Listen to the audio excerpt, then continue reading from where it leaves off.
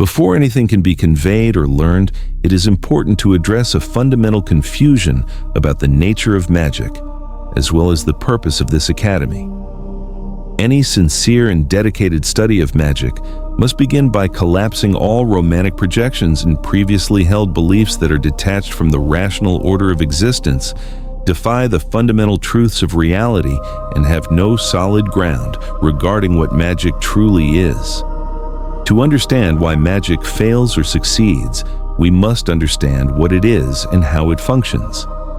If we approach it from a fantastical standpoint, our practice will lack a rational core and the necessary understanding and discipline to bring about the fruition of our desires. It will remain solely a fantastic entertainment of our imagination and nothing more. The failure of our magical practice is not because magic is unreal or that the universe is hostile to change, but because our approach and understanding of it is irrational, ungrounded, and solely fantastical, as well as misaligned with universal laws and principles that guarantee its success. This academy was founded to sever such confusion from its root and provide an illuminated approach to magic by unifying both its fantastical and mythical aspects with the rational, logical, and mathematical order of reality. Fantasy refers to the use of imagination unconstrained and without subjecting it to causation, structure, reason, or consequences. It is the capacity to imagine outcomes, powers, identities, or forces without submitting those imaginings to the requirements of coherence, training, or feedback from reality. However, fantasy is not inherently useless. It plays an important role in creativity, exploration, individuation, and integration. Without fantasy, our world would be dreary, boring, and bleak. But mistaking fantasy for an operative power rather than a tool turns it into an obstacle on our path. Magic ceases to become a spiritually transformative tool and turns to escapism and affirming delusions.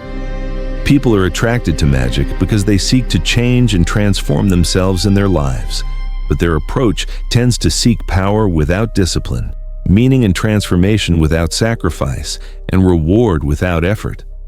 Magic is not about external titles, initiations, and feeling special, especially if the practitioner lacks emotional regulation, spiritual growth, and rational decision-making. Magic is not a psychological refuge for our far-fetched beliefs and delusions of grandeur, but a cognitive technology and spiritual science that is aimed at alchemically transmuting ourselves and cultivating spiritual self-realization. If no structural change has been achieved, how would external reality correspond to us? If our self-conceptualization remains negative, destructive, and obstructive to our well-being, how would any form of magic aimed at changing our life circumstances have an effect? The contingent and temporary changes of our state of becoming correlate to our eternal and necessary realized state of being. Magic, as treated here, is not an act of pretending that reality bends to our imagination if we chant the right words, mix herbs, light candles, and present offerings to the gods of previous ages. Instead, magic is the alignment of our microcosmic reality with the macrocosmos. It is a disciplined engagement with how reality actually behaves when attention, meaning, and action are coherently aligned.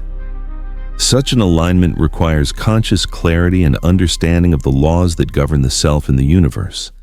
Any practice that bypasses attention training, emotional regulation, cognitive clarity, and sustained action will not produce genuine influence, no matter how elaborate its symbolism, how fancy the rituals are, or how ancient its mythology. Without an increase in agency, awareness, attention, reason, and cultivation of consciousness, what we call magic is nothing more than self-deception.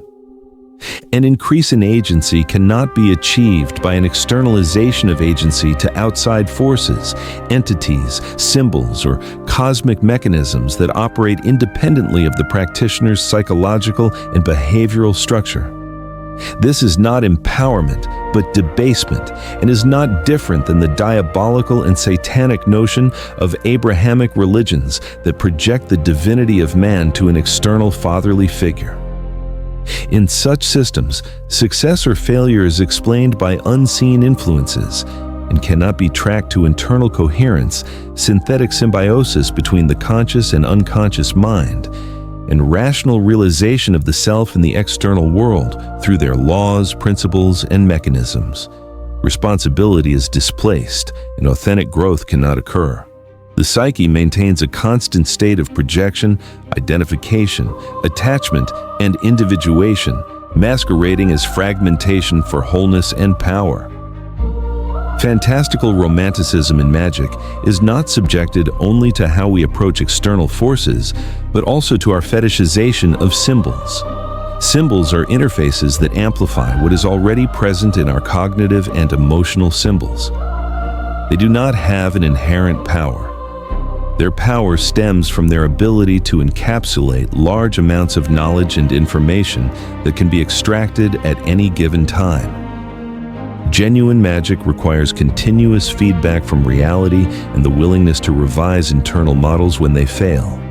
The individual communicates with the collective, the conscious mind communicates with the unconscious, and with given feedback, our internal system dialectically evolves. That is why it is important not to confuse our beliefs with causation. Overestimation can lead to error, and without rational calibration, produce rigidity. That is why this academy prides itself on establishing a rational approach to magic through mathematical reasoning, rigorous philosophical contemplation, psychoanalytical discovery, and rationalizing mythos while equally and safely mystifying reason. When magic is approached with reason and discipline, it implies repetition, correction, refinement, improvement, and ultimately success. It means delayed gratification and resistance to self-deception. Most importantly, it means that change begins internally at the level of attention, interpretation, emotional regulation, and action selection. External results follow internal coherence. They do not precede it. Countless thinkers, mystics, poets, and philosophers spoke about the importance of change within, of changing ourselves and seeing how the world changes accordingly. Genuine magic must direct us toward self-transmutation and self-realization, so that we break the gap between the finite and the infinite, between the lower and the higher, and between the individual and the collective. Once our self-sabotage is diminished and our psyche no longer in a state of fragmentation, which leads to chaotic outcomes, our actions become deliberate, our outcomes become predictable, and our manifestation or realization of what we desire becomes actual. As Georg Wilhelm Friedrich Hegel famously wrote, "When we look at the world rationally, the world looks rationally back."